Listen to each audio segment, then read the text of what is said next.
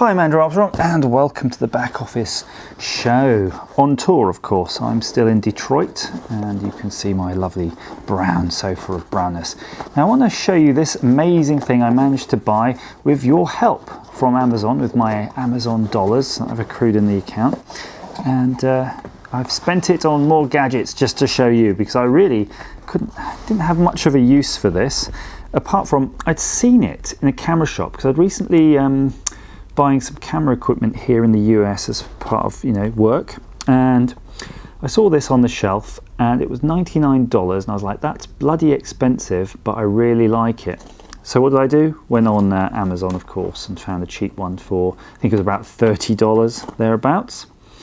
And this is an auto dolly, and I'm going to show you the manual first, because the manual will be like, yeah, that looks interesting, but when you see the real product, it's amazeballs. So yeah, it takes a CR2 lithium battery. It can move at 2.5 centimeters per second. It takes 6 kilos of capacity. Maximum capacity is 1 hour. Capacity of mobile phone is 9 hours. Not sure why it's talking about the capacity of the mobile phone. What mobile phone? What battery? So yeah, let's put this away. You don't need these instructions because frankly they'll confuse you and they're wrong. So it is another Andoer product. You can see it there, Andoer. Hello, I'm Andoer Armstrong. Welcome to the back orifice. Get all the bits out. Again, proper styly there. So the first things first, you have an adapter to adapt to your camera. It's a camera accessory, of course. You saw a picture of the camera on the box. You have an O-ring and you have a tool. Now I'll show you what the O-rings are. The O-rings go around these spinny things, which are basically analogues of wheels. And this thing screws into one of these 2 holes. And the reason it's got 2 holes is because you can adapt between something that uses a fat hole or something that uses a thin hole. Very, very convenient. Now, I'm going to tell you what this is. It is a dolly. It's a motorized dolly system, and it does look awesome because it looks a bit like a battling robot. Hello. You'll see, of course, the construction is absolutely superb. It's machined aluminium, lovely anodized, and plenty of hex head screws holding it all together. I mean, that is a quality piece of equipment. It's got some sort, I think it has got bearings in it. In fact, it has. I can just about see it. Can I undo it? No, it's a bit too tight for me. And the reason it has a sort of Allen key in the kit is because you can tighten all these bits up. But I'll just separate it so you can see what the construction is first, and then I'll tell you what it actually does. How about that?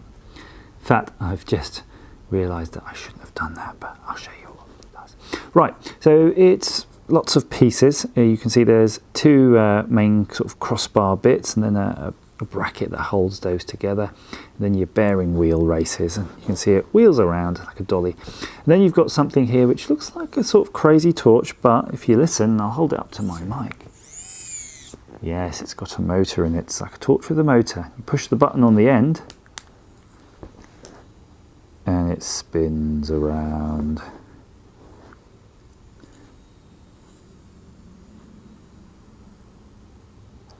Like so. So what this does, it fits into this chamber, and I noticed that it is flopping around rather loosely. So it does have this tiny square of silicone. That's why I sort of went, uh-oh, when I undid it. So we'll see if we can get that tiny square of silicone back in its silicone place. Yes, we can.